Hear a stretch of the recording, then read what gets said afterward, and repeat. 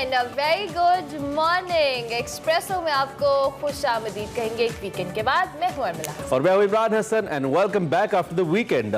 Monday बहुत सारे लोगों के लिए, जैसे कि हम हमेशा हर मंडे को कहते हैं, थोड़ा सा मुश्किल होता है, कुछ लोगों के लिए आसान भी होता है।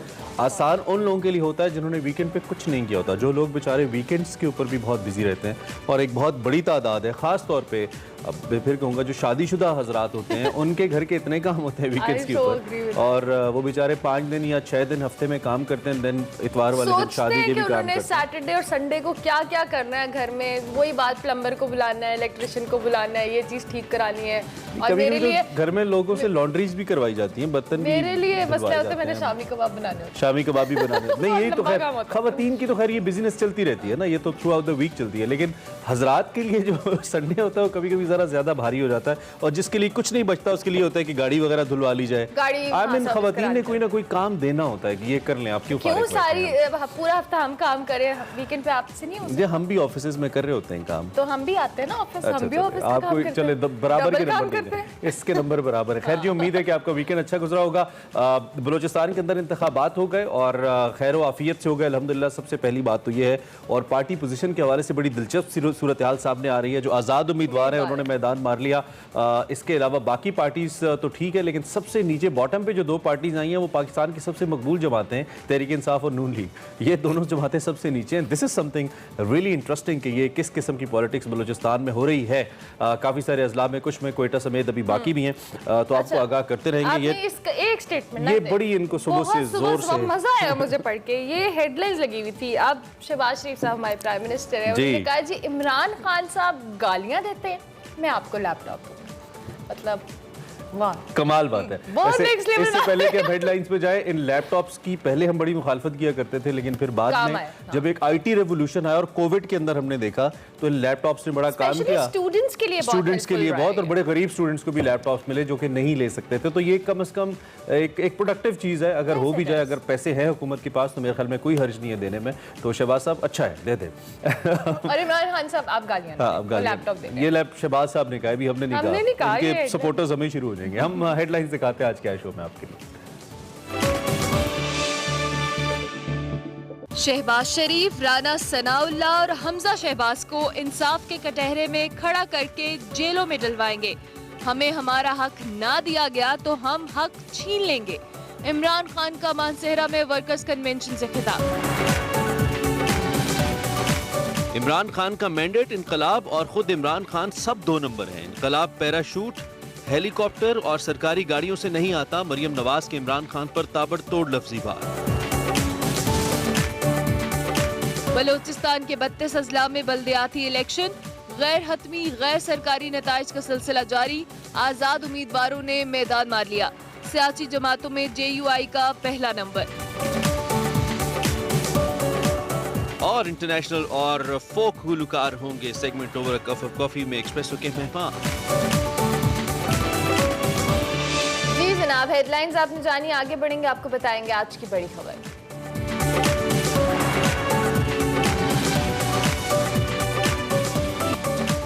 अच्छा जी, सो शुरू कर लेते हैं। तहरीक इंसाफ और हुकूमत में एज यूजुअल लफ्जी गोलाबारी अरूज पर है। फ़र्क सिर्फ ये कि इस वक्त जो पहले अपोजिशन थी अब हुकूमत है, जो पहले हुकूमत थी अब अपोजिशन है।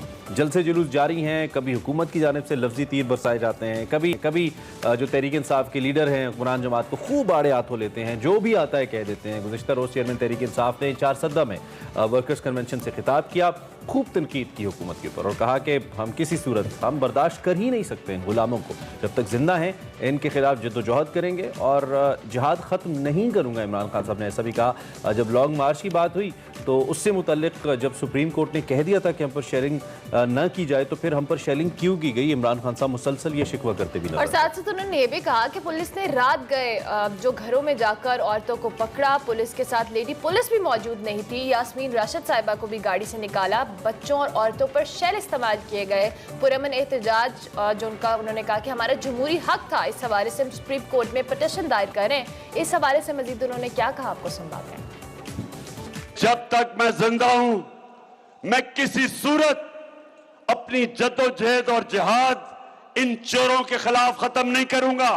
कल मैं पख्तूनख्वा के वकीलों से मिल रहा हूं, हम इनके ऊपर केस करेंगे। जो अब हम निकलेंगे, कोई इसके सामने खड़ा नहीं होगा, कोई रुकावट इसके सामने नहीं आएगी, क्योंकि पहले तो हम सुप्रीम कोर्ट में जा रहे हैं, अदालतों से हम कह रहे हैं सुप्रीम कोर्ट से कि हमारा हक दिया जाए पुरअमन एहतजाज करने का।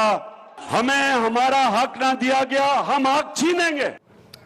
ऐसे में मरियम नवाज साहिबा ने भी इमरान खान पर ताबड़तोड़ लफ्जी वार किए। इमरान खान का उन्होंने कहा कि मैंडेट, इनकलाब और खुद इमरान खान सब 2 नंबर हैं। इनकलाब पैराशूट, हेलीकॉप्टर और सरकारी गाड़ियों से नहीं आता। केपी के अवाम को सलाम, जिन्होंने इस फितने और इंतशार को एब्सोल्युटली नॉट किया। और साथ साथ मजीद उन्होंने क्या कहा, आपको सुनवाते हैं। फितने का, फसादी का, इंतशार का मैंडेट भी 2 नंबर, इसका बयानिया भी 2 नंबर, और इनकलाबियों का लीडर इमरान खान भी 2 नंबर। और इनकलाब इसलिए नाकाम हुआ कि इनकलाब हेलीकॉप्टर से नहीं आया करता, इनकलाब सरकारी गाड़ियों में बैठकर नहीं आता, इनकलाब पैराशूट से लैंड नहीं करता, इनकलाब आधे रास्ते से यू टर्न लेके बनीगारा जाने से नहीं आता। माहौल इलेक्शन का है, इलेक्शन हो नहीं रहे, मतलब सूरत हाल इस किस्म की है। खैर, दूसरी जानिब एक ऑडियो टेप का भी बड़ा चर्चा है, आपको मालूम है, उस पर भी हम बात करेंगे मलिक राज और आसिफ जरदारी साहब की, मुबैना तौर पर जिसमें इमरान खान साहब NRO मांग रहे हैं आसिफ अली जरदारी साहब से। इस पर भी इस वक्त बड़ा ही तबसरा और तज्जिया चल रहा है, दो के तहरीक इंसाफ इसको डिनाई कर रही है। इस वक्त हमारे साथ इम्तियाज़ गुल साहब मौजूद हैं, सीनियर तज्जियाकार। उनसे ज़रा सुबह हम एक दफ़ा फिर पॉलिटिक्स की बात करते हैं नाश्ते के अंदर और पूछते हैं कि वो कैसे देख रहे हैं सूरत हाल को। इम्तियाज़ गुल साहब, एज ऑफ सेड कि इलेक्शंस नहीं है, माहौल इलेक्शन का है, एक दूसरे पे इल्ज़ामात हैं और मुसलसल लगाए जा रहे हैं, और इसमें किसी भी चीज़ को मलूज़ खातिर नहीं रखा जा रहा, अपनी सियासी क्या कहना चाहिए मफादात की खातिर। आप एक तो इस सूरत हाल को किस जानिब जाता देख रहे हैं, और इमरान खान साहब के पहले धरने जिसके बारे में उनके बड़े दावे थे, लॉन्ग मार्च, जिसके बाद उन्होंने कुछ नहीं किया, अब जब वो दोबारा एक लॉन्ग मार्च या धरने की जानिब जाना चाह रहे हैं आफ्टर 2 or 3 days, आपको लगता है कि एक इंप्रेसिव शो कर पाएंगे और वो कर पाएंगे या वो ले पाएंगे जो वो चाहते हैं? अस्सलाम वालेकुम जी। देखिए, मेरा अपना ये ख्याल है कि जो धरना और लॉन्ग मार्च, ये थोड़ा सा इमरान खान साहब को इस पर अभी गौर करना चाहिए। उन्हें ये एहसास करना चाहिए कि इस मुआशरे में जिन लोगों ने फ़ायदा उठाया, भरपूर फ़ायदा उठाया है इक़्तिदार से, इख्तियार से, वो सब इस वक्त इमरान खान के ख़िलाफ़ हैं। तो यही बात वो कहते भी हैं, लेकिन उन्हें इस अमर का एहसास नहीं है कि उनके ख़िलाफ़ ये बात करने से और असल में बात पर अमल दरामद कराने में बड़ा फ़र्क है। बहुत तमाम तर क़ुव्वतें उनके ख़िलाफ़ साफ आ रहा हैं, और मेरा ख़्याल उन्हें थोड़ी सी हिकमत अमली अभी तब्दील करनी होगी। हर रोज़ लोग तैयार नहीं होते हैं लीडर की कहने पे कि आप आएँ और हम लॉन्ग मार्च करेंगे या धरना देंगे, और वो एक लिहाज से उन्होंने अच्छा किया नहीं हुआ, इसलिए कि जो हमने माहौल देखा लाहौर में और इस्लामाबाद में, नारवा किस्म की शेलिंग थी, आंसू गैस शेलिंग थी, फिर जिस तरह डंडे बरसाए गए पुलिस ने, और पता नहीं सादा कपड़ों में मलबूस कौन गुंडे थे या पुलिस वाले थे, जिस तरह आम लोगों की गाड़ियों के शीशे तोड़े और आम उनकी गाड़ियों के ऊपर डंडे बरसाए गए, तो वो इंतहाई एक अफसोसनाक सूरत हाल थी। मेरा ख्याल है वो एक स्टेट स्पॉन्सर्ड टेररिज्म जिसको कहते हैं, पुलिस गर्दी की, यानी बाकायदा लगता था कि इंस्ट्रक्शंस के तहत उनको बताया गया था कि आप जो भी गाड़ी इधर से गुजरे उसको आपने छोड़ना नहीं है। तो ऐसी हालात में शायद इमरान खान साहब को भी एहसास हो कि दूसरों की, अपने जितने भी चाहने वाले हैं या उनके फॉलोअर्स हैं पार्टी, उनकी ज़िंदगियों को, उनके जान और माल को इस तरह ख़तरात से दो चार न करें। अब दूसरी तरफ आप देखें तो अभी आपने जो क्लिप भी सुनवाया, फितना, फसाद, इंतशार, ये वो खातून कह रही हैं कि जिनका अपना कोई क्रेडेंशियल नहीं है सिवाय इसके कि वो साबिक वज़ीर आज़म की बेटी हैं, और रोज़ाना इस किस्म की जो तकारीर कर रही हैं। उधर से एक मौके पे उन्होंने कहा कि इमरान खान मेरे वालिद की जगह है, उन्होंने मेरे बारे में ये बात क्यों की, और दूसरी तरफ सुबह दोपहर शाम आप उसके ख़िलाफ़ ज़हर अफशानी कर रहे हैं, इस किस्म के अलकाबात उसको दे रहे हैं। तो फिर उसके जो चाहने वाले हैं इमरान खान के, वो तो खामोश नहीं रहेंगे। उसमें बड़ी एक अफसोसनाक की सूरत हाल डेवलप हो रही है कि जो हुक्मरान घराने हैं वो अपनी सियासत कर रहे हैं कतई नज़र इसके कि उनकी सियासत के आम लोगों पे क्या असरात पड़ते हैं, मुल्क पे क्या असरात पड़ते हैं। लेकिन इम्तियाज़ गुल साहब, आपने एक जानिब ये कहा कि जिन जिन लोगों ने उस वक्त फ़वाइद हुए, उसमें जारी बात है, हो सकता है कुछ इदारे भी हों, वो अब सभी चूँकि इमरान खान के मुखालिफ है तो इमरान खान को जलसे जुलूसों से अवॉइड करना चाहिए। लेकिन दूसरी जानिब इमरान खान तो मुसलसल उन सभी क़ुव्वतों को इंगेज करने की कोशिश करते रहे अपने साथ, चाहे वो इदारे हों, उन्हें न्यूट्रल न रहने का कहकर, या फिर सियासतदान हो उन्हें अपने साथ पैचअप, जो रीसेंट ऑडियो में उसका हवाला दे रहा हूँ, उनको साथ मिलाने के लिए, और अपने इत्तेहादियों के पास चल के जाते रहे हैं जिनको अब वो MQM पे तनकीद करते हैं। आपको पता है वो 90 जो उनका मरकज़ है वहाँ पे चल के गए, और इसी तरह दीगर इत्तेहादियों के। तो इमरान खान साहब ने तो सियासी तौर पर अपनी हर कोशिश की, ऐसा कोई अपराइट उन्होंने अपनी लाइन ली नहीं है जिसकी बेस पे उन्हें कहा जा सकता कि नहीं वो बिल्कुल ठीक चले हैं और बाकी ख़राब निकले। और तो कोशिश करते रहे कि लोग मिल जाए, नहीं मिले तो वो निकल गए हुकूमत से। नहीं, बिल्कुल, मैंने तो मेरा ख्याल है किसी ने ये नहीं कहा कि इमरान खान ने कोशिश नहीं की। ज़ाहिर है इत्तेहादियों के पास आप जाते हैं, सब उनको कहते रहे कि आपको लचक का मुजाहरा करना चाहिए, जो आपके दोस्त अहबाब हैं उनके साथ, जो दोस्त अहबाब नहीं भी हैं पार्लियामान के अंदर जो बैठे हैं उनसे हाथ मिलाना चाहिए। तो मेरा ख्याल है उनको पिछले 3 साल से मशवरा दिया जाता रहा है। अब वो अलग बात है, उनकी अपनी ज़िद कह लें उसको, अपना एक मिजाज है उसके, वो नहीं कर सके क्योंकि वो भी चोर डाकू की गर्दान उन्होंने लगाई हुई थी। बाकी जहाँ तक वो ऑडियो की बात है, हम आप चूँकि ब्रॉडकास्ट जर्नलिज्म के साथ वाबस्ता हैं, हमें कम से कम हमें इस बात पे थोड़ा क्रिटिकली सोचना चाहिए कि ये ऑडियो जाली है। मलिक रियाज हुसैन इन दोनों काफ़ी बीमार हैं और उस आवाज़ में जो एनर्जी है मलिक रियाज की और जिस तेज़ी के साथ वो बोल रहे हैं, वो शायद 5-10 साल पहले बोलते होंगे, अभी वो इस तरह नहीं बोलते। और ना मैंने कभी आसिफ अली जरदारी साहब को इस बुरी तरह खांसते हुए कभी देखा है। तो हमें, मेरा ख्याल है, जितना भी मीडिया है उसको इसका इंस्ट्रूमेंट नहीं बनना चाहिए फेक न्यूज़ का। ये फेक आई, मैं जहाँ तक, क्योंकि मैंने 30-35 साल खुद रेडियो का काम किया है और बाहर काम किया, यहाँ काम नहीं किया, तो अगर ऐसी वाकई की इतनी जेन्युइन ऑडियो होती तो सिर्फ 31 सेकंड ये ना होती, फिर 31 मिनट की होनी थी। ठीक है, तो लिहाजा हमें कोशिश करनी चाहिए कि इस किस्म के जो गंदे काम हो रहे हैं कम से कम उनको हम मज़ीद आगे ना फैलाएं। अब उसमें देखें ना, इस कौम के आप क़यादत का, सियासी क़यादत के ज़हनी लेवल का अंदाज़ा लगा लें कि वालिद साहब से लेके यानी शहबाज शरीफ से उनके बेटे हमज़ा शहबाज और फिर भतीजी तक, सब ने कल सारा दिन गर्दान लगाई हुई थी ऑडियो टेप की। हालांकि ये एक जाली ऑडियो टेप है। मैं उस पर यकीन से कह सकता 200% मैं इस पर शर्त भी लगा सकता हूँ, ये जाली वीडियो ऑडियो टेप है।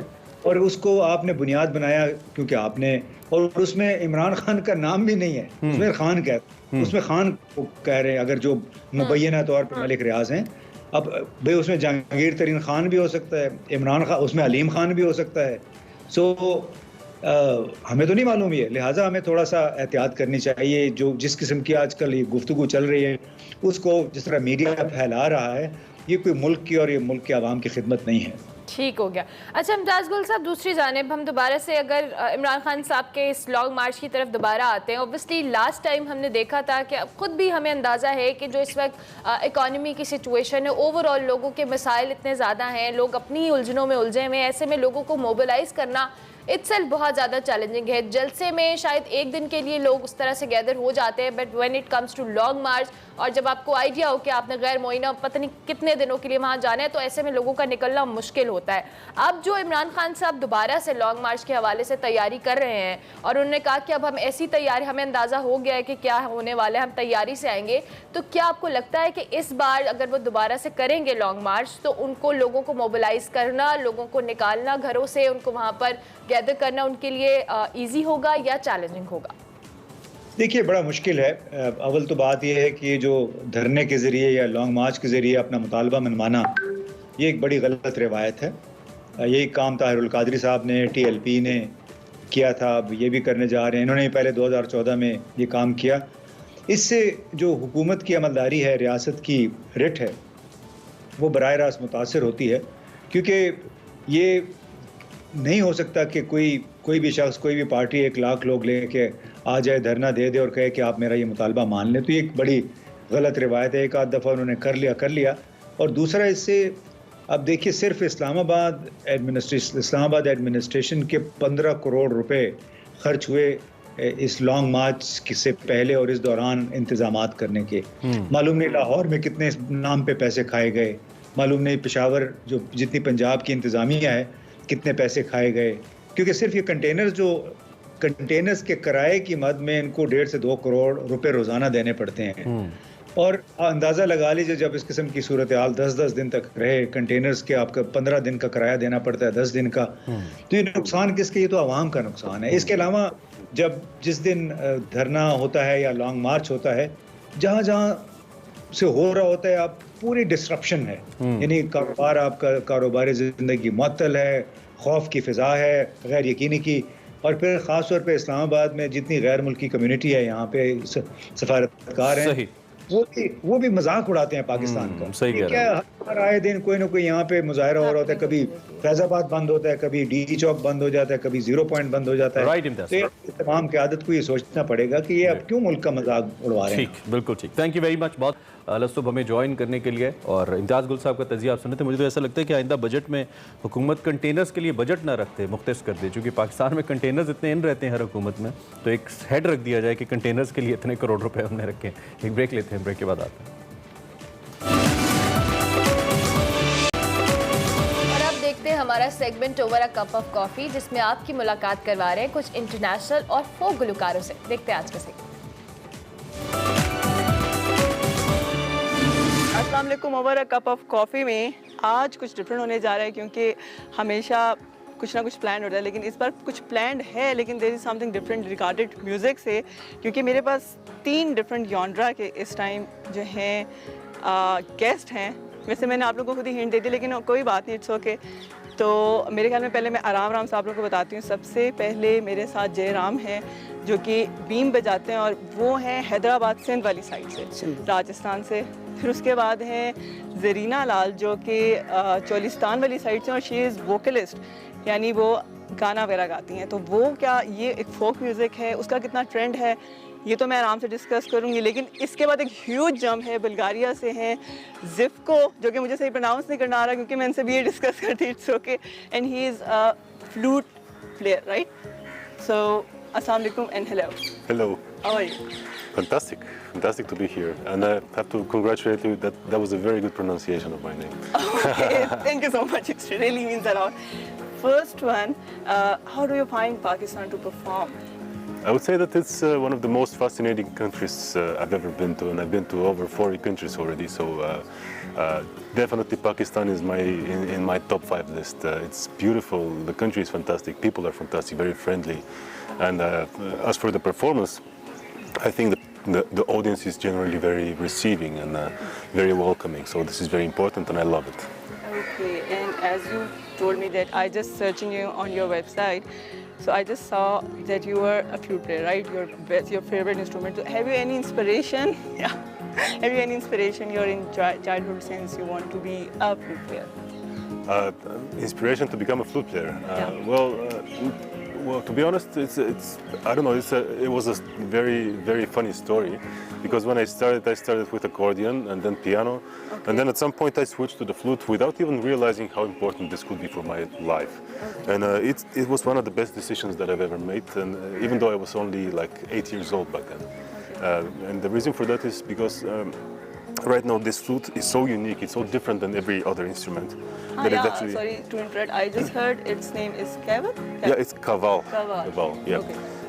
And actually, it's a fantastic flute. Not because it just looks beautiful, but also because it actually is capable of many things, such as playing almost like a regular flute.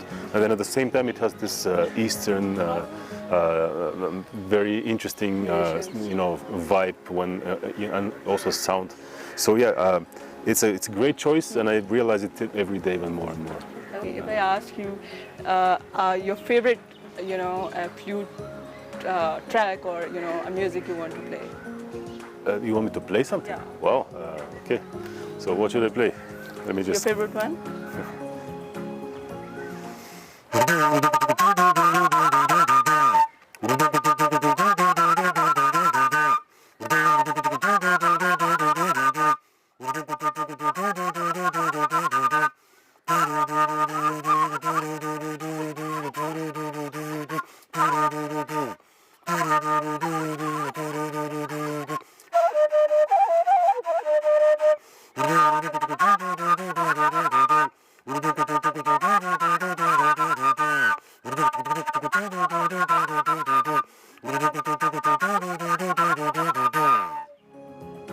Did you learn any Pakistani music? Somehow I just heard that you just learned little bit classic one.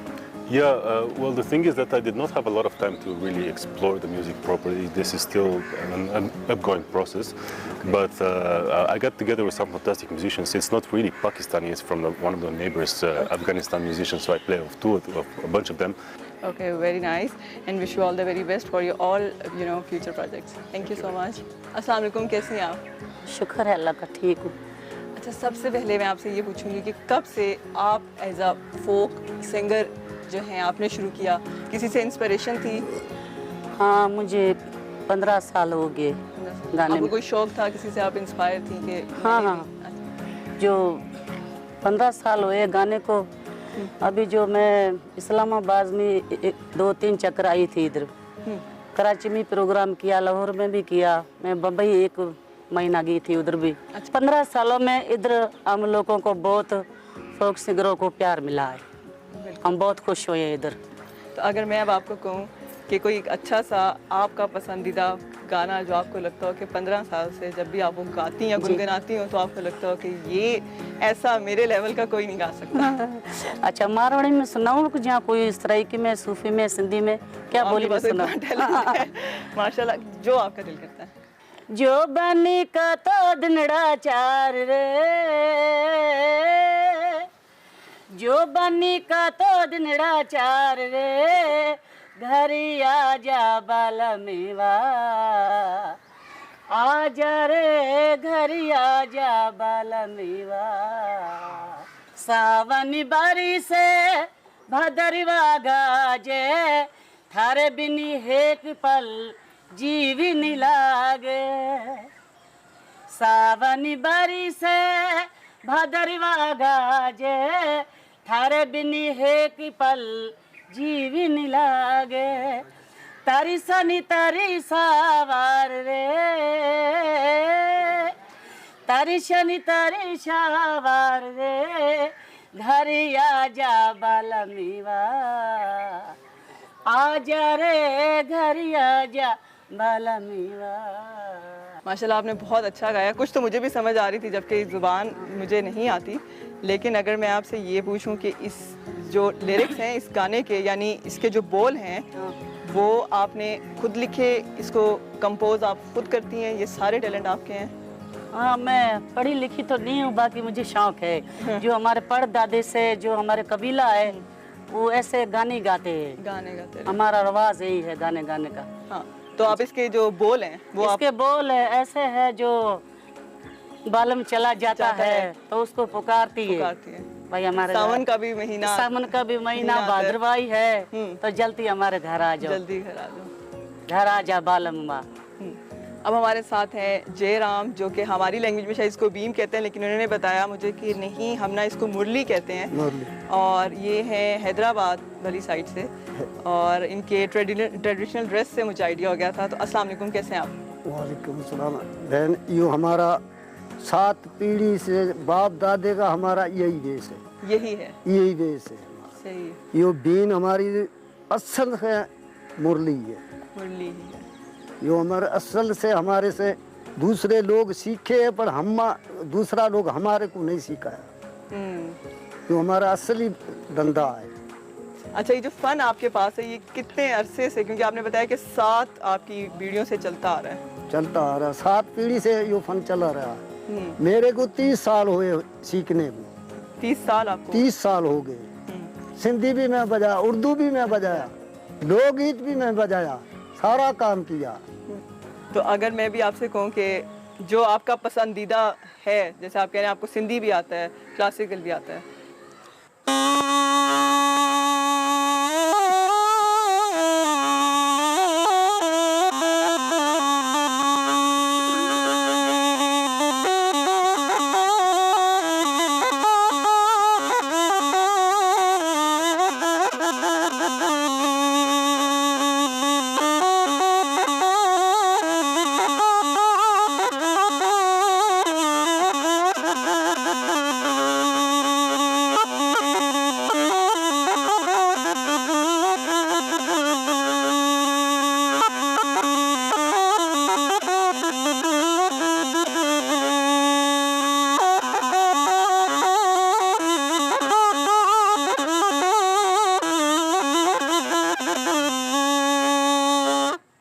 अच्छा, इसका कोई आप अकेले बजा रहे थे, लेकिन इसका कोई सेट है आपके साथ? इसका सेट है मेरे पास। हारमोनी है, तबला है, ढोलक भी कहता है, तबला भी कहता है, हारमोनी इसका सेट है। हारमोनी तो वो भी आप ही बजाते हैं या वो आपकी? वो दूसरा भाई टीम है? बजाता है। ठीक ठीक। जब इसका सेट एक बनता है, जब ही उसमें मजा आता है। चले, बहुत अच्छा लगा मुझे आपके साथ भी। बड़ी इंशाल्लाह आगे आने वाले टाइम पे हम जैसे लोग तो पूरी कोशिश करेंगे कि आप लोगों को हेल्प करें, प्रमोट करें, हमारे जितने बेसिक फोक सिंगर्स हैं उनको आगे लेके आएँ। बहुत शुक्रिया। और ये था आज का over a cup of coffee. Next time फिर मिलेंगे, तब तक के लिए अल्लाह हाफिज़। Welcome back to Expresso. और अब अलसुबह आपको एक बड़ी ज़बरदस्त सौगात सिर्फ पंजाब की नहीं है, लाहौर की नहीं है, बाकी शहरों में भी पाई जाती है। आपको गोला गंडा खिलाते हैं। Very colourful and very yummy you can call it. हमारी फरियाल राना देसी फूड की माहिर वहाँ पे गई हैं और गोला गंडा कैसा है और कहाँ पे बनता है और इसमें क्या स्पेशल है, आज के देसी फूड में देखते हैं।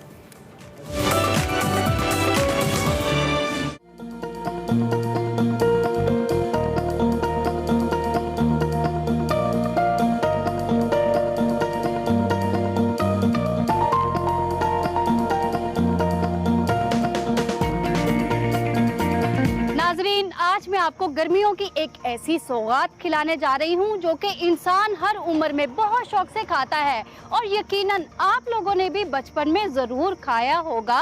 नाजरीन, आज मैं आपको खिलाने जा रही हूं गोला गंडा। आज मैं आई हूं चमन गोले वाले के पास। चले आए, चलकर देखते हैं ये कितनी किस्में और कितने रंगों के गोले तैयार करते हैं।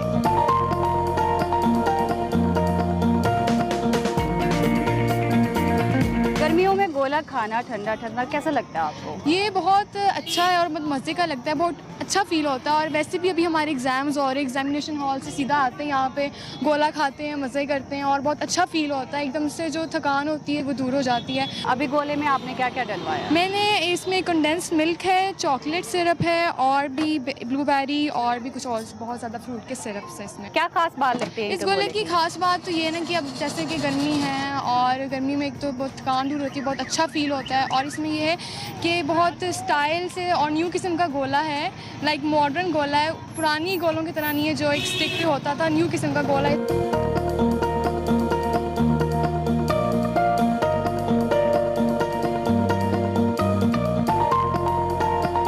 गर्मियों में गोला खाना कैसा लगता है आपको? गर्मियों में गोला खाना मिलता बड़ी मुश्किल से है, लेकिन अल्हम्दुलिल्लाह हमारे कॉलेज के सामने मिल जाता है। खास बात क्या लगती है गोले? खास बात गोले की है कि गोला और आइसक्रीम, गोले का मुकाबला कोई नहीं है।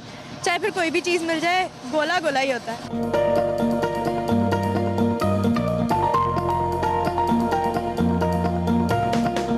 क्या क्या डलवाया आपने गोले में? चॉकलेट मिल्क, येलो कलर है, ब्लू कलर है एंड रेड कलर है। अच्छा, तो टेस्ट कैसा लगता है आपको इसका? अच्छा लगता है।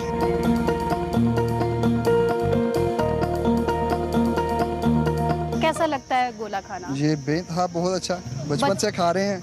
अब मेरे बच्चे हैं माशाल्लाह, वो भी शौक से रूटीन से खाते हैं। जहाँ कभी हमें ये नज़र आए स्पेशल रुक के खाते हैं। बचपन में गोला खाना और अब गोला खाना, तो क्या फ़र्क लगता है? अब वक्त के लिहाज से थोड़ी बहुत चेंजिंग है। बचपन में ये चीज़ नहीं थी। बचपन में हमें एक स्टिक के ऊपर लगा के मिल जाता था गोला। अब थोड़ी सारी जिद्दत के साथ उसमें तब्दीली है।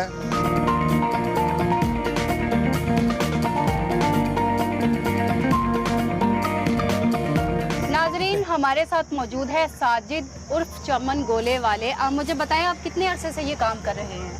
मैं ये तकरीबन 10-12 साल से ये काम कर रहा हूँ। आप कितने किस्म के गोले बनाते हैं? मेरे पास बहुत किस्म के गोले हैं, कम अज़ कम मेरे पास 10-12 किस्म के गोले होते हैं। और 2 गोले मेरे ख़ास जो है ना ख़ास जायका रखते हैं। वो एक इमली वाला गोला है और एक खोए वाला गोला है।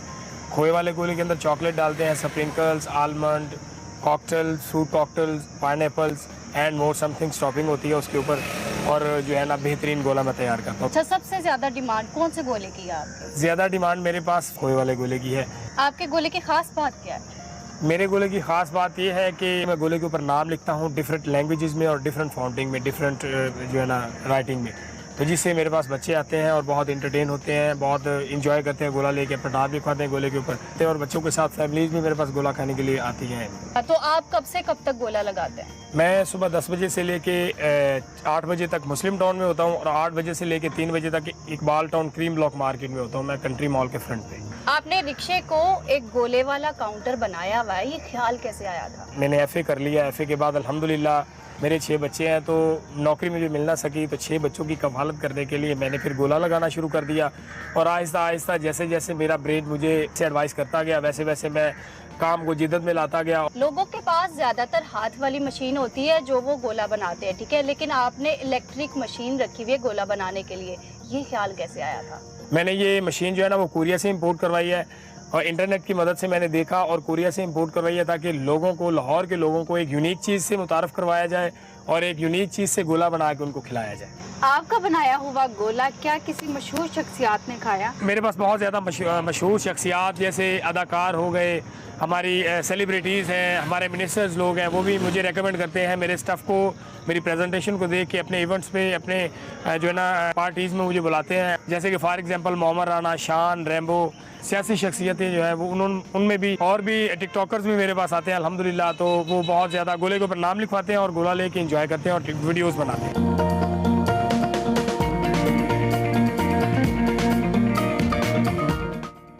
नाजरीन, मेरे लिए मिक्सचर गोला आ चुका है, इसको ट्राई करते हैं।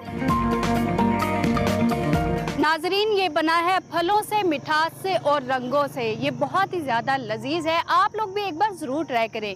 मिलते हैं अगले नए देसी फूड सेगमेंट के साथ। अल्लाह हाफिज़।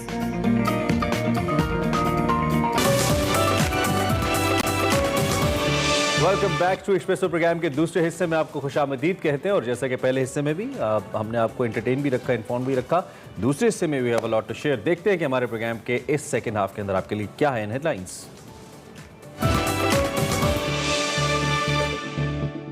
सेगमेंट निकले तेरी तलाश में बात करेंगे मुस्तंसर हुसैन तार साहब से उनकी किताब नांगा पर्वत पर।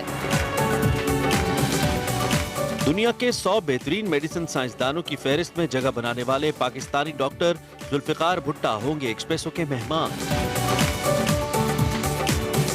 और पाकिस्तान के मायानाज क्रिकेटर और फास्ट बॉलर फजल महमूद के मद्दा आज उनकी 17वीं बरसी मना रहे हैं। जनाब, हेडलाइंस आपने जान ली, अब आगे बढ़ते हैं, आपको दिखाते हैं अपना सेगमेंट निकले तेरी तलाश में, जिसमें बात हो रही है मुस्तंसर हुसैन तार साहब की किताब नांगा पर्वत पर। तो देखते हैं आज का सेगमेंट।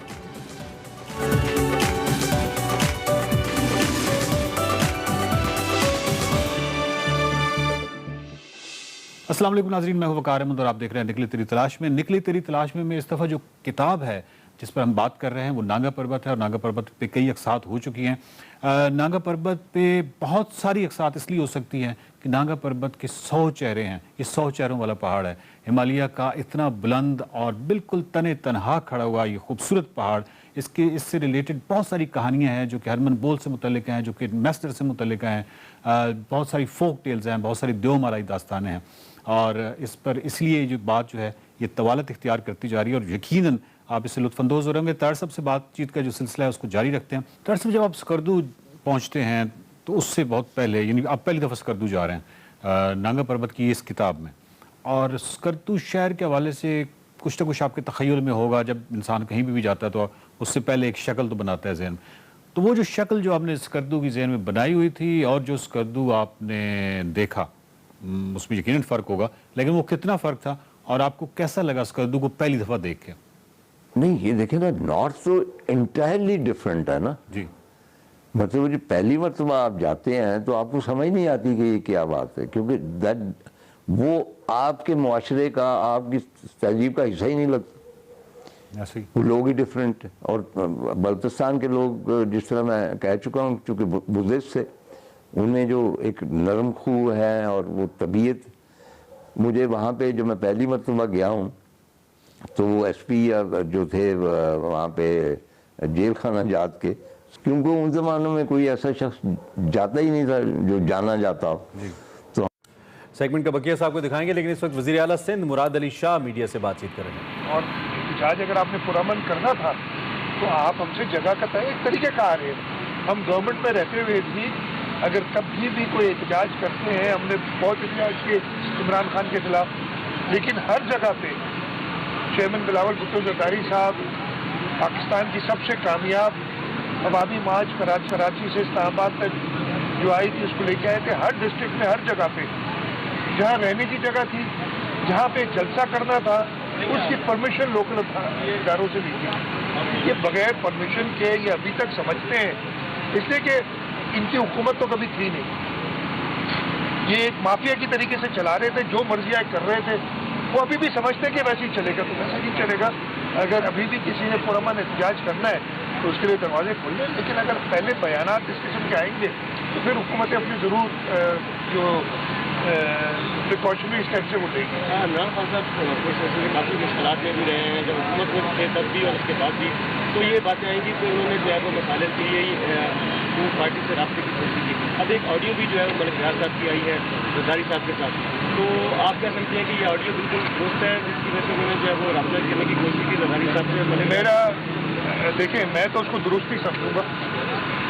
मैं जरदारी साहब ने उसको डिनाई किया, मैं इमरान खान ने किया। मैंने सुना है शाह महमूद कुरैशी ने किया है। शाह महमूद कुरैशी के लिए मुझे एक, अभी मैं खुद भी गया हुआ था डेवोस, और वहाँ बिलावल भुट्टो जरदारी साहब, foreign minister Pakistan, chairman Pakistan Peoples Party आए हुए थे, और उन्होंने तकरीर की। मैंने एक कमेंट सुना किसी का, वो मुझे बड़ा कि बड़ा एक खुशाइन बात थी कि एक फॉरेन मिनिस्टर पाकिस्तान का जब किसी फोरम पे या किसी जगह पे तकरीर कर रहा था, तो ये नहीं लग रहा था कि कोई कॉलेज का स्टूडेंट किसी वो तकरीरी मुकाबले में, जैसे नहीं वो एक्सेंट बनाते हैं, आप अपने चेंज करते हैं और शक्लें बनाते हैं ताकि वो आप ज्यूरी को जो बैठी होती है उसको कर सके। तो वो कह रहे कि ये बड़ा खुशाइन था कि मिच्योर तरीके से तकरीर हुई। तो शाह महमूद साहब ने, मैंने सुना है कि कहा है, इमरान खान खुद कहते हैं, वो हर तकरीर से पहले कहते हैं ला इलाहा इल्लल्लाह मोहम्मद रसूलुल्लाह। वो कहते हैं ला इलाहा इल्लल्लाह मोहम्मद रसूलुल्लाह, मैंने ये नहीं किया था, तो मान लेंगे। उसके बगैर तो नहीं होगा ना। अल्लाह ताला पे इस्लामी टच उनको देने के लिए हिदायत मिलती रहती है। वो कलमा पढ़ के कह दें कि मैंने मलिक रियाज से ही नहीं कहा था, तो कौन फिर क्वेश्चन करेगा? क्या मलिक रियाज कह दें या जरदारी साहब कह दें? तब तक तो हम इसको सच मानेंगे। तीसरा आदमी क्या शाह महमूद बैठा था जब ये बात हुई थी? अगर शाह महमूद को इमरान ने कहा, इमरान वज़ीर आला सिंध मुराद अली शाह मीडिया से बातचीत कर रहे हैं, आपको इस हवाले से आगाह करते रहेंगे। एक बार फिर आपको लिए चलते हैं निकले तेरी तलाश में की जा रही तस्वीर आई हुई हर तरफ से खाने वाने। तो मैं गया तो जेल के साथ ही उनका घर था, तो मैंने कहा जी कि आपकी जेल में कितने लोग हैं? जरा सोच के कहने लगे कि कोई 8-9 कैदी। अच्छा। मैंने कहा तो अमला कितना है?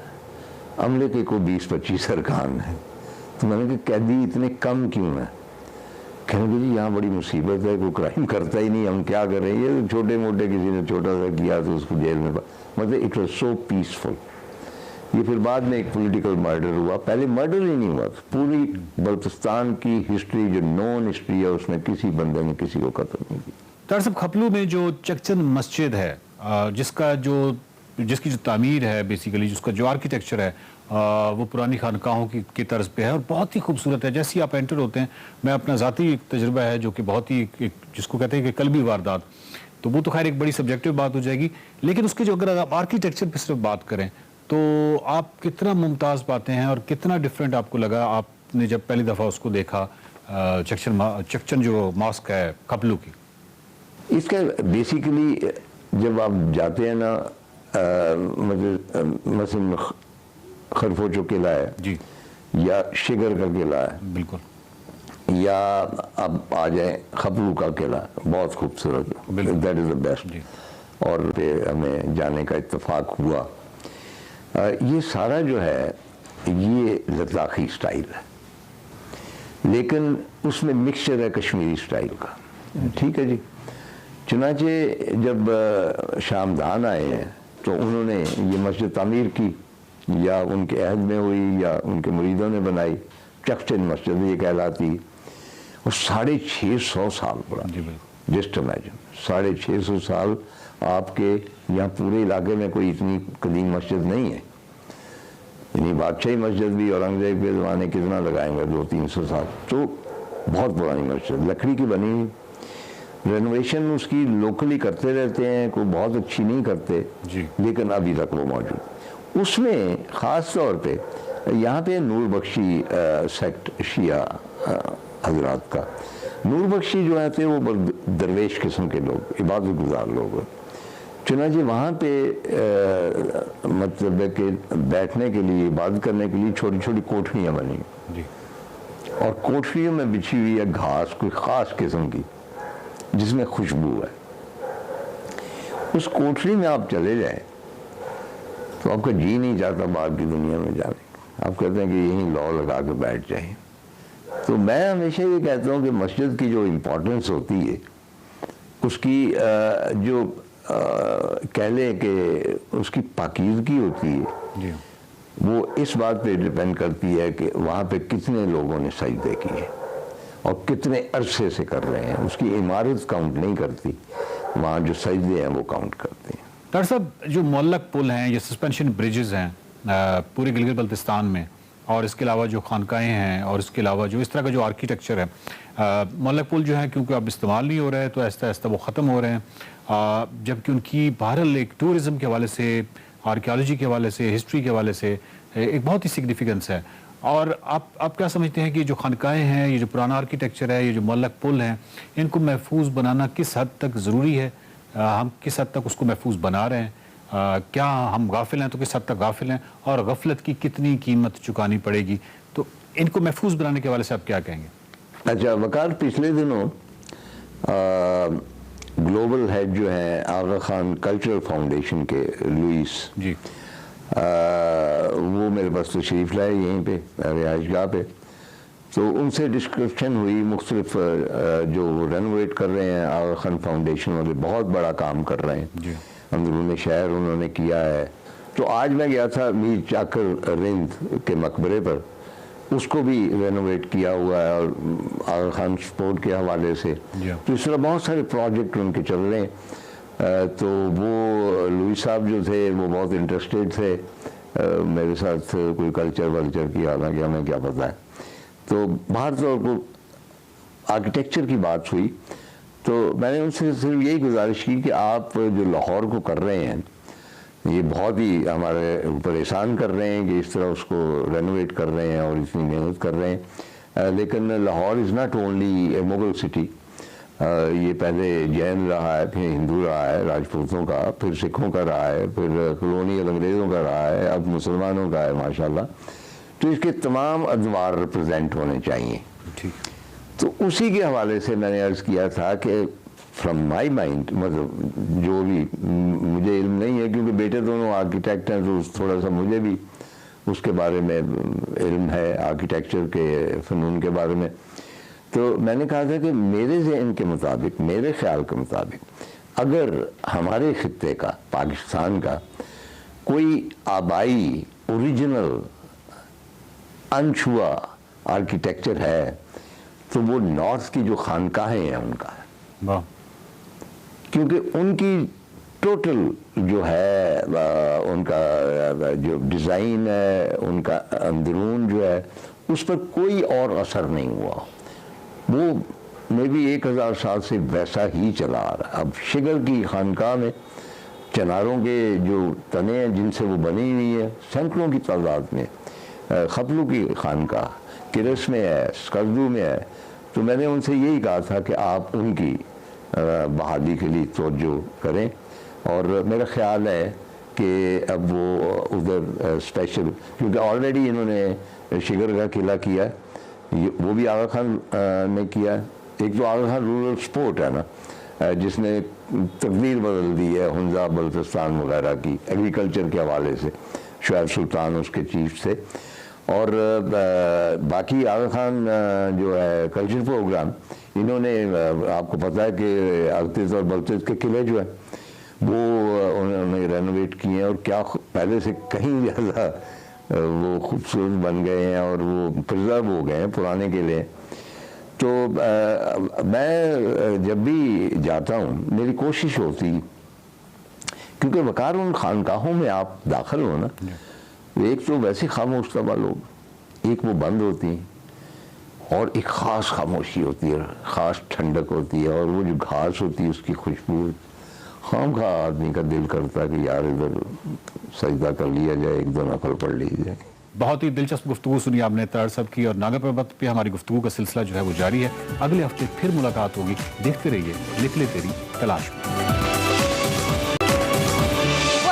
एक्सप्रेस। और अब बात करते हैं कुछ बलूचिस्तान के इंतखाबात के हवाले से। जी, यहाँ पे बल्दियाती इंतखाबात हुए हैं। 32 अजला में 49 म्यूनसिपल कमेटियों, 838 यूनियन काउंसिल्स और 5345 वार्ड्स में कांटे का मुकाबला रहा है। गैर हतमी गैर सरकारी नताइज की आमद का सिलसिला जारी है और अब तक के नताइज के मुताबिक जो आज़ाद उम्मीदवार हैं उन्होंने मैदान मार लिया है। सियासी जमातों की अगर बात करें तो उसमें JUI का पहला नंबर है, बलूचिस्तान अवामी पार्टी दूसरे नंबर पर, जबकि नेशनल पार्टी तीसरे, पश्तूनख्वा मैप चौथे और दीगर जमातें भी, उनकी भी सबका हम आपको बताएंगे। और इस वक्त ताज़ा तरीन सूरत हाल जान लेते हैं। हमारे नुमाइंदे हमारे साथ मौजूद है, मोहम्मद अकरम है हमारे साथ। मोहम्मद अकरम, बहुत शुक्रिया। गैर हतमी गैर सरकारी नताइज के हवाले से तो हम बात कर रहे हैं, लेटेस्ट क्या सूरत हाल है? आपको मजमूई तौर पर क्या सूरत हाल नज़र आ रही है नताइज की? किस जमात को बरतरी हासिल है? ओवरऑल क्या सिचुएशन है? जी बिल्कुल ऐसा है कि बलूचिस्तान के 32 अजला में जो है बल्दियाती इंतखाबात का पहला मरहला मुकम्मल हो गया। पहले मरहले में जो है कोयटा और लसबेला के अलावा 32 अजला में जो है गुज़िश्ता रोज़ जो है बल्दियाती इंतखाबात का इनेकाद किया गया, जिसमें जो है बलूचिस्तान के खसूसन आज़ाद उम्मीदवार जो है अब तक के जो नताइज हैं गैर हतमी कारी उसके मुताबिक बता रहे हैं कि 1222 नशिस्तें लेकर मैदान मार चुके हैं। इसी तरह से जो दीगर सियासी जमातें हैं वो भी मैदान में थी। उनमें जो है सबसे जो सर फहरिस्त है JUI है, जिनकी 185 नशिस्तों के साथ सियासी जमातों के हवाले से पहली पोजीशन है। दूसरी जो है बलूचिस्तान अवामी पार्टी, जो कि बलूचिस्तान की हुक्मरान जमात है, 116 नशिस्तें लेकर वो सियासी जमातों में दूसरे नंबर पे है। और इसके साथ साथ पश्तूनख्वा मैप 80 नशिस्तें लेकर तीसरे नंबर पर है।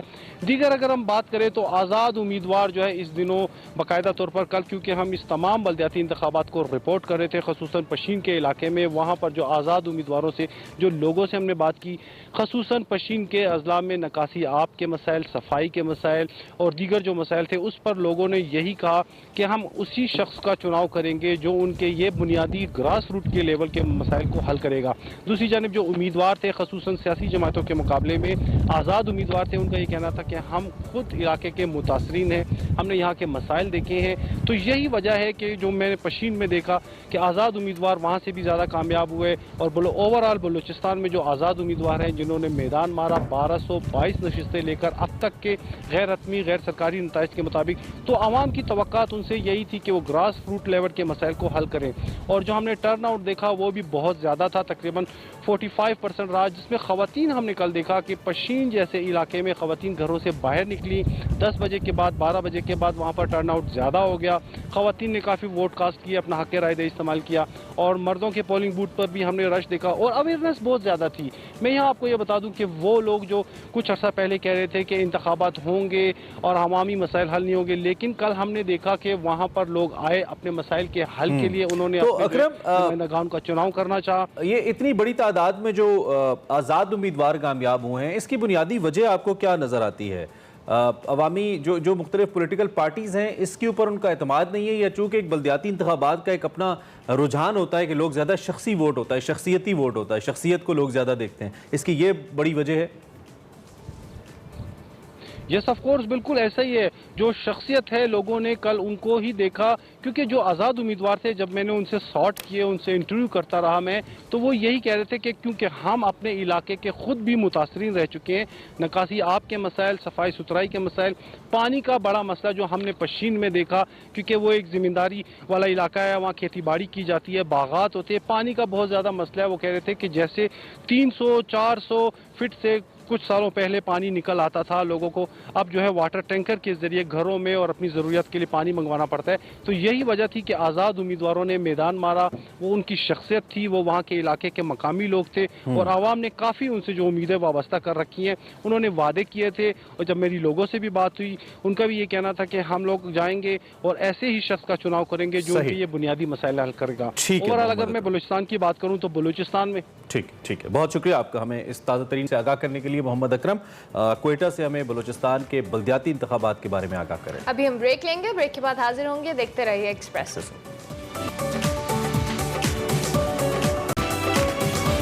Welcome back to Expresso. अब आपकी मुलाकात एक ऐसे पाकिस्तानी डॉक्टर से करवाते हैं जिन्होंने दुनिया भर में पाकिस्तान का नाम रोशन किया है। हम बात कर रहे हैं प्रोफेसर जुल्फ़िकार भुट्टा की, जिनको research.com की जानिब से शाया करदा मेडिसिन के लिए सर फहरिस्त साइंसदानों की दर्जाबंदी के पहले एडिशन में जो 100 मेडिसिन साइंसदानों में शामिल किया गया है। और दर्जाबंदी करने वाली जो टीम है उसमें गूगल स्कॉलर और माइक्रोसॉफ्ट एकेडमिक के हवाले से आपको बात करें तो ग्राफ पर 1,66,880 साइंसदानों और तिब के जो नज़्म ज़ब्त के लिए 65,743 से ज़्यादा प्रोफाइल्स का जायजा लिया गया, जिसमें पाकिस्तानी डॉक्टर जुल्फ़िकार भुट्टा भी शामिल हैं। ग्रेट अचीवर, हमारे लिए बहुत ही फ़ख्र की बात है। बेसिकली डॉक्टर साहब का ताल्लुक पेशावर से है और इस वक्त आई थिंक हमें डेनमार्क से ज्वाइन कर रहे हैं। उनसे हम बात करते हैं और उनसे पूछते हैं, डॉक्टर साहब thank you very much for being with us and such an honour to talk to you. सबसे पहले तो आपको हम खुशामदीद भी कहेंगे अपने शो में और आपका शुक्रिया भी अदा करेंगे और आपको मुबारक भी देंगे कि आपको एजाज़ मिला। ये एजाज़ सिर्फ आपका नहीं है, ये एजाज़ पाकिस्तान का है, सब पाकिस्तानियों का भी है। सबसे पहले तो आपके जज्बात क्या हैं डॉक्टर साहब इस इतनी बड़ी अचीवमेंट को लेकर? यकीनी तौर पे ये बड़ी गैर मुतवक्का किस्म की चीज़ थी, क्योंकि ये research.com जो कि नॉलेज पोर्टल है, ये इन्होंने पहली मरतबा इस तरह साइंसदानों की कोई रैंकिंग की है दुनिया में, ख़ास तौर पे इनके अपने क्राइटेरिया के मुताबिक। सो यस, मुझे खुशी तो बहुत हुई है, मगर खुशी मुझे ज़्यादा अपनी टीम की तरफ से हुई है। मैं आपको अर्ज़ करूँ, जिस तरह के काम हम करते हैं ख़ास तौर पे पब्लिक हेल्थ और ग्लोबल हेल्थ में, गो के इसमें सताइश और कई बार इस किस्म के एजाज़ात से नवाजा तो इंडिविजुअल्स को जाता है, शख्सियात को, मगर ये काम हमेशा एक ग्रुप का होता है। तो मैं भी समझता हूँ कि ये जो इस वक्त बैरूनी दुनिया में मेरी टीम के काम की सताइश हुई है, इसका ज़्यादातर क्रेडिट जो है वो टीम को ही जाना चाहिए। उन जवान स्टूडेंट्स को, रिसर्चर्स को, फैकल्टी मेंबर्स को जो मेरे साथ गुज़श्ता 3 दहाइयों से काम कर रहे हैं पाकिस्तान के मुख्तलिफ में, दुनिया के मुख्तलिफ इलाकों में। सो इस लिहाज से मैं अपनी टीम की तरफ से बहुत मशकूर हूँ। जी डॉक्टर साहब, वैसे तो आपने हेल्थ सेक्टर के मुख्तलिफ सेक्शंस पे काम किया है। स्पेसिफिकली अगर हम बात करें, ज़्यादातर काम हमें लगता है कि बच्चों के हवाले से ज़्यादा है। अगर ऐसा है तो इस तरफ आपका ज़्यादा फोकस क्यों रहा, इस हवाले से भी बताइएगा। जी, मैं तकरीबन गुज़श्ता 37-38 साल से पाकिस्तान में काम कर रहा हूँ। मैं पीडियाट्रिशियन हूँ, जिसको कहते हैं शोबा अमराज इत्फाल से मेरा बुनियादी ताल्लुक है। और पहले अपने तजर्बे के पहले 20-1 साल मैंने बिलखसूस बच्चों के और नौज़ायदा बच्चों के अमराज पे काम किया है। फिर उसके बाद ज़्यादा मेरा रुझान और मेरी अपनी सोच की डायरेक्शन में तब्दीली आई और माँ और बच्चे के मसाइल पर मैंने ज़्यादा फोकस किया है। तो अल्हम्दुलिल्लाह तकरीबन 15-1 साल पहले मैंने खान यूनिवर्सिटी में शोबा अमराज अतफाल भी और शोबा अमराज ख़वातीन भी, जिसको हम एक centre of excellence for women and child health कहते हैं, उसको इस्टेब्लिश किया था। तो मेरी काम की नौइयत जो है वो काफ़ी वसी है और सिर्फ बच्चों के अमराज से पे लिमिटेड नहीं है, बल्कि माँ और बच्चों के अमराज पे काफ़ी तवज्जो दी है हमने और कई ऐसी चीज़ों की तरफ तवज्जो दी है जो कि इससे भी बढ़ के हैं। बफर्द महाल मेरी टीम का काफ़ी काम जो है वो उन इलाकों में या उन जियोग्राफीज में है जहाँ के कॉन्फ्लिक्ट यानी जंग और इनसिक्योरिटी की वजह से लोगों के पास रसाई नहीं हो सेहत आमा को और अस्पतालों को, वहाँ क्या करना चाहिए और किस तरीके से करना चाहिए, इस पे हमने काफ़ी काम किया। और इस वक्त भी मेरी टीमें जो हैं वो काफ़ी ऐसी इनसिक्योर एरियाज़ में काम कर रही हैं। गुज़श्ता 1 साल से मैंने अपनी तवज्जो मौसमियाती तब्दीली से जो सेहत आमा पे असर पड़ रहे हैं, जिसका आपको ख़ास तौर पे आजकल पाकिस्तान में काफ़ी अंदाज़ा होगा, उसकी तरफ भी तवज्जो दी गई है। सिर्फ एक शोबे में नहीं, बल्कि ये जरूरी है कि मेरा अपना जो सफर है साइंस का और रिसर्च का, उसकी इब्तिदा बेशक बच्चों के अमराज से हुई थी, मगर अब ज्यादातर हमारी तवज्जो उन मुज़मरात की तरफ है जो कि सेहत आमा को अफेक्ट करती हैं। That's great. सब अभी आपने माँ और बच्चे की सेहत के हवाले से बात की। अनफॉर्चुनेटली पाकिस्तान में ऐसे बहुत से इलाके हैं जहाँ पर इस हवाले से ज़्यादा काम नहीं है और अदम तवज्जो का शिकार है। आपने इस हवाले से बहुत काम किया, आपने मेंशन भी किया, तो हमें इस हवाले से बताएं कि माँ और बच्चे की सेहत है, इस पर किस तरह का रिसर्च वर्क है और आप इसे आगे किस तरह से लेकर चल रहे हैं?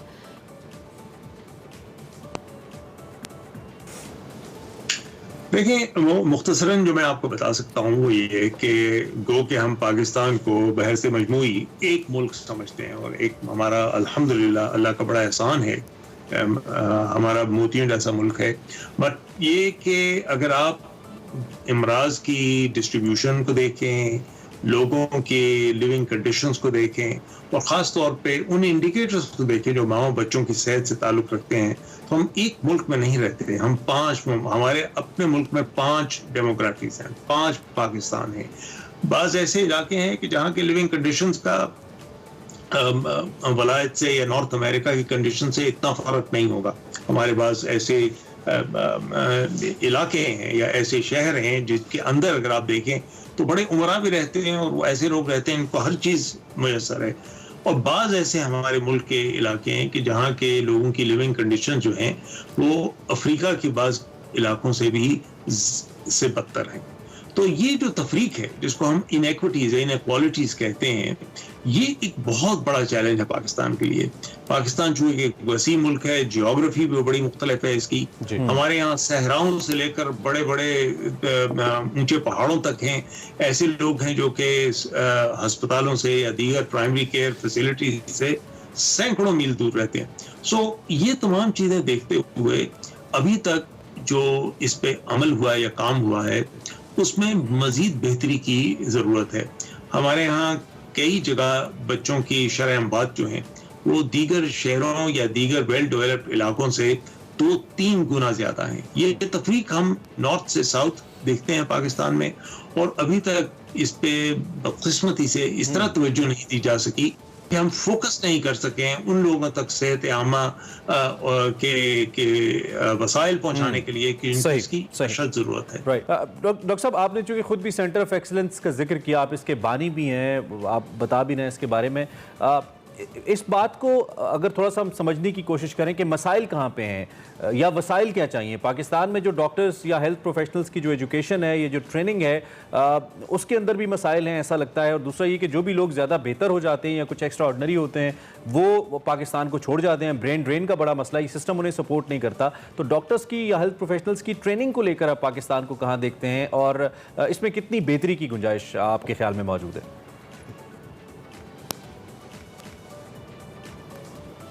इसमें भी हमारे जो मेडिकल कॉलेजेस हैं उनके माबैन काफ़ी फ़र्क है। बाज़ हमारे मेडिकल कॉलेज ऐसे हैं कि जहाँ के वाकई प्राइमरी केयर पे और कम्युनिटी या अवाम अन्नास के सेहत आमा के असूलों पे बड़ी तवज्जो दी जाती है। और बाज़ मेडिकल कॉलेज ऐसे हैं, बिलखुसूस ऐसे जो कि गुज़श्ता 10-15 साल में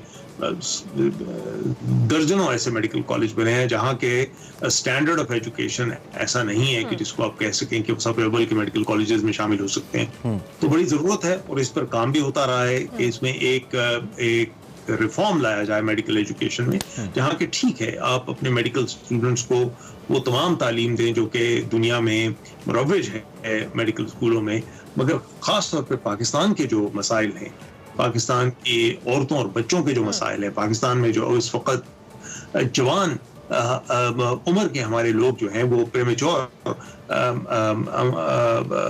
मसाइल का शिकार हो जाते हैं, इन चीज़ों की तरफ तवज्जो दी जाए और उनको ऐसी स्किल्स दी जाए कि वो इन मसाइल का हल निकाल सकें। अब उसमें ये भी मैं कहूँगा कि ये सिर्फ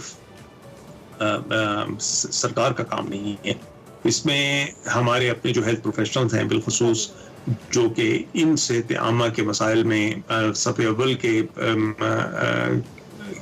में शामिल होते हैं, जिस तरह हमारे डॉक्टरों की, पीडियाट्रिशियंस की एसोसिएशंस हैं, उनको भी बड़ी ज़रूरत है कि इस वक्त मेडिकल एजुकेशन रिफॉर्म में आगे बढ़कर अपना रोल अदा करें और ये एक शऊर पैदा करें हर जगह कि हमें सबसे पहले अपने वतन की कंडीशन को देखना है और यहाँ के मसाइल की मुताबिकत से अपनी मेडिकल एजुकेशन को रिफॉर्म करना है। नो डाउट डॉक्टर साहब, चूँकि आप पूरे पाकिस्तान के लिए, हम सब के लिए बाइस फ़ख्र हैं और बहुत सारे ऐसे लोग हैं, बहुत सारे ऐसे डॉक्टर्स हैं जो आपकी तर्ज पर काम करना चाहते हैं, उनको कोई मैसेज देना चाहें हमारे प्लेटफॉर्म से?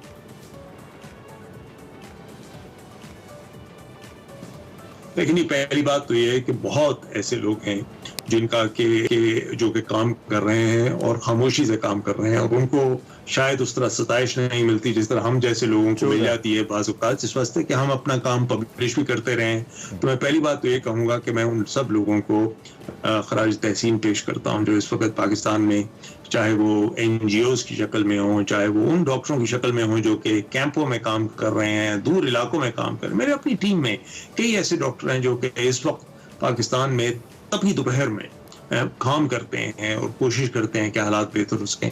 मैं उनका बड़ा मशकूर हूँ कि वो ये काम कर रहे हैं। मैं उनको उनकी हिम्मत अफजाई करना चाह रहा हूँ कि इस वक्त अगर आप देखें तो ज़रूरत यही है कि हम एक वॉर फुटिंग पे पाकिस्तान में सोशल डिटर्मिनेंट्स ऑफ हेल्थ पे काम करें। गुर्बत, इफ्लास, नाखानगी, ये सारी चीज़ों को हमने दूर करना है और इसी जनरेशन ने दूर करना है। और आखिरी चीज़ मैं ये कहूँगा कि जिन लोगों का ख्याल हो कि जी कुछ हो नहीं सकता पाकिस्तान में, ये इतने बड़े मसाइल हैं कि गंभीर मसाइल हैं, इनका कोई हल ही नहीं है। आप सिर्फ ये देखिए कि ये कोविड-19 के दौरान जिस तरीके से पाकिस्तानी कौम ने इस मूज़ी मर्ज का मुकाबला किया, जिस तरह हमारे अरबाब इक़्तिदार ने, हुकूमत ने और दीगर इदारों ने मिलकर यकजहती से इस ऐसे मर्ज को कंट्रोल किया है जो कि जिसने दुनिया के बड़े बड़े ममालिक को हिला दिया है। ये मिसाल एक पेश करता है कि जहां पाकिस्तानी कौम चाहे और तंदही से, कंसंट्रेशन से और सिद्ध के दिल से काम करना चाहे, वहां अल्लाह हमारी मदद जरूर करेगा। तो नाउमीदी की कोई बात नहीं। इस वक्त मैं जरूर ये यंग डॉक्टर्स को, यंग साइंटिस्ट को, यंग रिसर्चर्स को कहूँगा कि आपके नज़दीक दुनिया खुली है। आप चाहें तो, जहाँ बेशक मेरा ताल्लुक पेशावर से है, कि आप जहाँ से भी आपका ताल्लुक हो पाकिस्तान में, आप अपना सिक्का सारी दुनिया में मनवा सकते हैं। बेशक, बिल्कुल ठीक है, बिल्कुल ठीक है। डॉक्टर साहब thank you very much.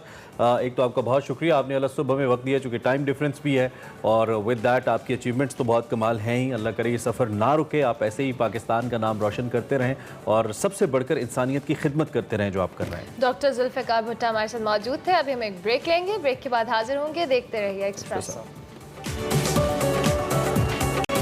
Welcome back to Expresso. जी, कल से सोशल मीडिया के ऊपर एक खबर बहुत ज़्यादा गर्दिश कर रही थी और भारत में जो पंजाबी गुलकार हैं, कांग्रेस लीडर हैं सिद्धू मूसेवाला, उनको गोली मारकर कत्ल कर दिया गया था। कनाडा की एक तंजीम है, उसने इनके कत्ल की जिम्मेदारी कबूल की और इसे गैंग वॉर का शाखसाना करार दिया जा रहा है। अफसोसनाक खबर है। आगे बढ़ते हुए पाकिस्तान के लिए एक अचीवमेंट है। नाम भट्ट साहब के हवाले से आपको मालूम है, पाकिस्तान के मशहूर रेसलर हैं। उन्होंने टर्की के अंदर जी जो बीच रेसलिंग चैंपियनशिप है, इसमें पाकिस्तान के लिए ब्रॉन्ज मेडल अपने नाम किया है। कांसी का तमगा उन्होंने जीता। आप देख भी सकते हैं वो कांसी का तमगा हमारे शो में भी आ चुके हैं नाम इनफैक्ट। तो पाकिस्तान का नाम रोशन करते हैं। इनका मुकाबला एक टर्किश रेसलर से था, उनको इन्होंने बीट किया और इस तरीके से उन्होंने पाकिस्तान के लिए ब्रॉन्ज मेडल अपने नाम किया है। सो ये भी बहुत ज़बरदस्त अचीवमेंट है उनकी, जिसके बारे में हम बात कर रहे हैं। और दूसरी जानिब आज फजल महमूद साहब की भी जी एनिवर्सरी है। पाकिस्तान की मारूफ क्रिकेटिंग शख्सियत हैं, पाकिस्तान के पायनियर क्रिकेटर हैं और अपनी लुक्स की वजह से बहुत ज़्यादा मशहूर फजल महमूद, जिनको दुनिया भर में सराहा जाता रहा, आज जो उनके मद्दाह हैं उनकी 17वीं बरसी मना रहे हैं। आपको ये भी बताएं कि फजल महमूद साहब 18 फरवरी 1927 में लाहौर में पैदा हुए और अब उनके नाम से पाकिस्तान के लाहौर के कज़ाफ़ी स्टेडियम में एक इंक्लोजर भी मौजूद है। आज उनकी एनिवर्सरी है, तो हम उन्हें भी खराज तहसीन पेश करते हैं, उनके लिए दुआ करते हैं। अभी हम आपसे इजाज़त लेंगे, कल फिर आपसे मुलाकात होगी। सोशल मीडिया पर हमें फीडबैक लाजमी दीजिएगा। कल तक के लिए हमारी तरफ से अल्लाह हाफ़िज़।